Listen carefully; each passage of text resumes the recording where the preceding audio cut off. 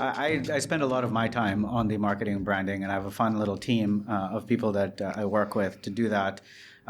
We were actually in the middle of a rebranding project when all this hit. We will sort of introduce the new work that we've done on the branding in the next, I would say, month or so.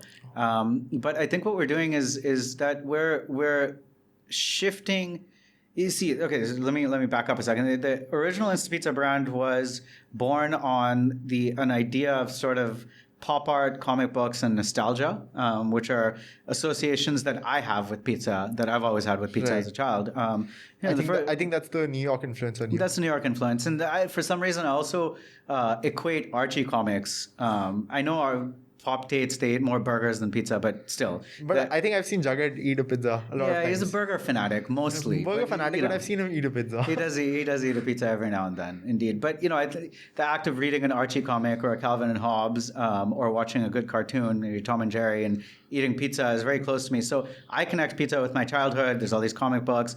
But what we wanted to do with the brand, especially as we're gearing up to sort of ramp up our footprint and, enter markets where we haven't been before, we wanted to make it more connected to sort of the youth of today. And I'm getting to be an old man, right? I'm going to be 37 this year. Yeah, I'm definitely over the hill. I think. I don't know what the technical definition is, but I'm if not there yet, then approaching it very rapidly. And so, I think there's something in today's Indian youth culture which is very vibrant, which is very bold, which puts innovation sort of at the forefront, creativity at the forefront, and also is not. Is very sort of nurturing of the Indian side of their identity. And that's what we want to bring out. So in the new branding, we've used bright, bold colors and patterns, lots of Hinglish, lots of Hindi script on the boxes.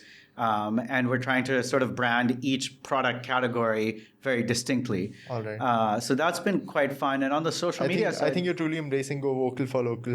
Yeah, vocal for local. It's funny that when the PM made that speech, this is something we've been working on for a couple of months, and not from a nationalistic perspective, but from a perspective of pride. Right. I think in the Delhi that I grew up in, cool was often found looking west, right? You'd look to Western musical artists, Western films, and Western art, even stuff like that.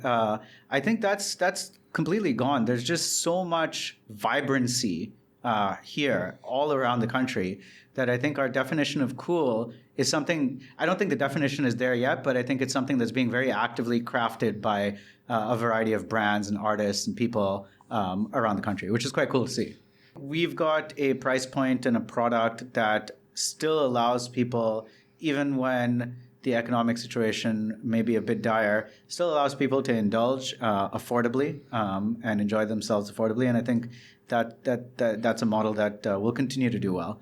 So I'm excited to start opening up again. We just opened our first new outlet 2 days ago. Oh, where? In Rohini. Oh, okay. That's great. Yeah. I think, and I might be assuming over here, so you can correct me if I'm wrong, but I think when it comes to the QSR model, right, the more restaurants you have, the better it is for your business, right? Because A, you're able to achieve volumes, right, which help you negotiate with your suppliers. And B, if you're able to, say, maintain a minimum threshold of sales at each and every outlet, that's great for business, right? Because you still have that price point, you still have that quality, but what's happening is that your suppliers, because you're able to negotiate better with your suppliers, you're able to reach a better profitability stage, right? Yeah, absolutely. I think that's something that InstaPizza is looking towards. Yeah, so on the cost side, I think it'll take us some time before we can really negotiate with our vendors based on volumes. Right. If we have 10 today, I think meaningful renegotiation of buying prices will come maybe when we have 50. Okay.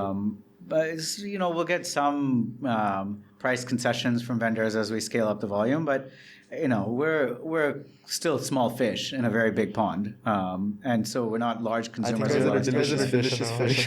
Thank you. Appreciate that very much. So the cost side, we're reasonably aggressive negotiators, and we act like we're bigger than we are, which is a bit of a Napoleon complex.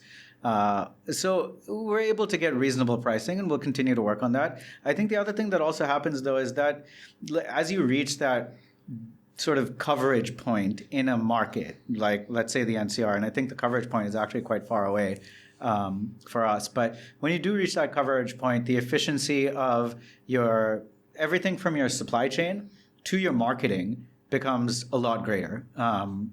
The brand recall, the ability of customers to even remember that InstaPizza exists, becomes a lot greater. Wherever they go, any app that they open, if InstaPizza is everywhere in the city, it's going to show up everywhere. So Definitely. I think all of those things have compounding effects built into mass them. marketing, for example, in a single city becomes much more efficient, right? Because well, it means that you can possibly think about doing it. I think one of the biggest advantages that global QSRs have over local players anywhere in the world is that they can afford mass marketing mediums, because they have the coverage and the footprint. And you build a funnel that big and you have one store, it's not going to work anyways. Right. So I think a best example, while not relevant for India, would be looking at the halftime show ads, right, which take place. The halftime, the football, NFL. Right. Yeah.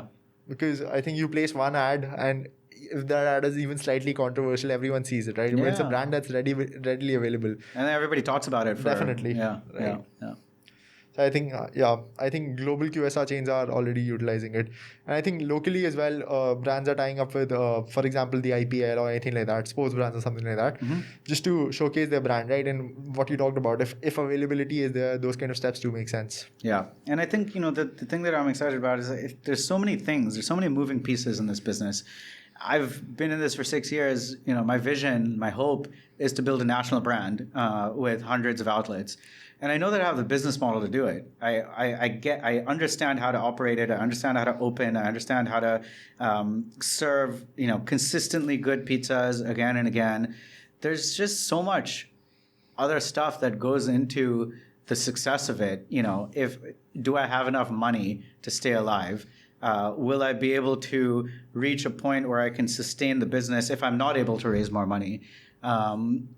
Are there going to be any other events kind of like what happened here that are out of my control that affect the trajectory of the business? All kinds of stuff. But instead of spending too much time thinking about that, all I'm doing with my time today is just taking the very basic business model, making it more compact, more efficient, and trying to just run it as well as I can. Right. Yeah. Thank you so much, everyone, for joining us for this episode. The Indianaut Podcast is available on YouTube, Apple Music, Spotify, and Google Podcasts.